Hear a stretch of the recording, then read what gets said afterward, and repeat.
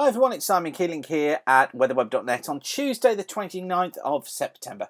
Thanks again for watching. Don't forget, if you want us to send you an email when this forecast is updated, then you just need to send a blank email to generalweather-subscribe at weatherweb.net.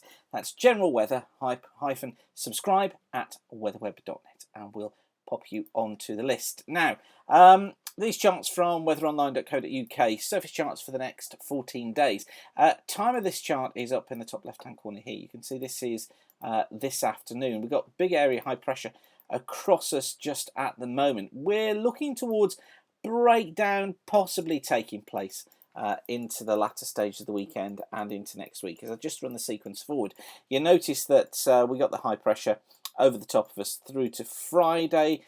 Perhaps more of a chance of some low cloud affecting eastern coast during Thursday, Friday, and into Saturday as well. Now, during Saturday, I've been watching this little area of showers off towards the south for a while. Initially, the models had tried to bring those showers a little bit further northwards during Saturday afternoon, but they're just not there now. And in fact, it keeps things dry through Saturday and into Sunday as well, with rising temperatures. Some clouds, some rain getting into Western Ireland and southwestern parts of England by the end of Sunday. I think that could be a little bit delayed. And then a main area of rain coming through during the early part of Monday. That kind of signals the start of this soft breakdown I was telling you about. A few days earlier than I'd predicted. Originally, a few weeks ago, I said that it would probably be around about the 9th or the 10th. It's now coming in about the 6th or 7th of October. And then into the middle of next week, still got the area of low pressure close by, dominating things, tries to push bands of rain eastwards. So certainly looks like a more unsettled start to next week, and then hints of the high trying to get back in again towards next weekend. It really does want to try and make more of that high through next weekend into the early stages of the following week. Before it puts low pressure back down the North Sea, brings us into a cooler northwesterly flow. Believe all that at your peril, particularly from next Monday onwards. I think really big question mark surrounding what goes on after next Monday. And certainly from looking at the 500 flow, you really don't get any clearer idea. This is this evening, as I just run that sequence on, notice the high in the heights across the UK. It kind of sits there. That's not a particularly usual pattern with this jet screaming across the top and no real jet down towards the south. What you would normally expect to see with the high in such a position is the jet almost splitting off. So what you tend to find is you've got a trough out here, we have a high in here, we come round something like that, and we get a cut-off eventually take place with the jet blowing in from the west, so splitting both north and also south. So the pattern itself doesn't look particularly as if it's conforming to any real previous patterns. There we are then into Sunday. You see a trough getting out into the Atlantic early next week. We've got this southwesterly feed, which again builds the heights up here, and that's perfectly logical. And then what it does is keep putting the troughs through us through the course of next week, and then tries to build a ridge back in from the Atlantic. Those 500 millibar charts, to me, don't look particularly over believable. So I think what we've got to say is from Monday onwards, so that's from around about the 5th onwards, we've got to say very low confidence in the way that this thing develops. Obviously I'll try and keep you updated as to what goes on.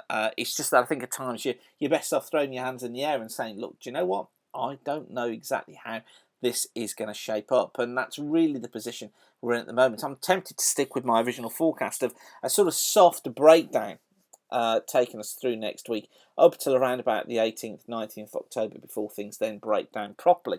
And by soft breakdown, I mean that we get a couple of days of rain, a couple of days of fine, a couple of days of rain, a couple of days of fine. So in that sort of order. And I think probably after that, things going more unsettled. But I'd hope to have more answers on that for you over the coming days. Just going to leave you with this one. This is the latest Nino 3.4 forecast. This is for El Nino from Hugo van den Doel's excellent site, his analog site. And it's the black line we're interested in here because this is the mean of his forecast models, which gives us a plus 2.8 El Nino. So it's in the strong category. peaking that probably in November, December, so up to the plus 2.8. So it is a strong El Nino, but what's interesting is it then collapses away and puts us back into La Nina through June, July and August of next year. So the El Nino is a relatively short-lived event, but it's coming during the winter months, and it kind of puts itself against my original winter forecast, although I'm still sticking with that original forecast.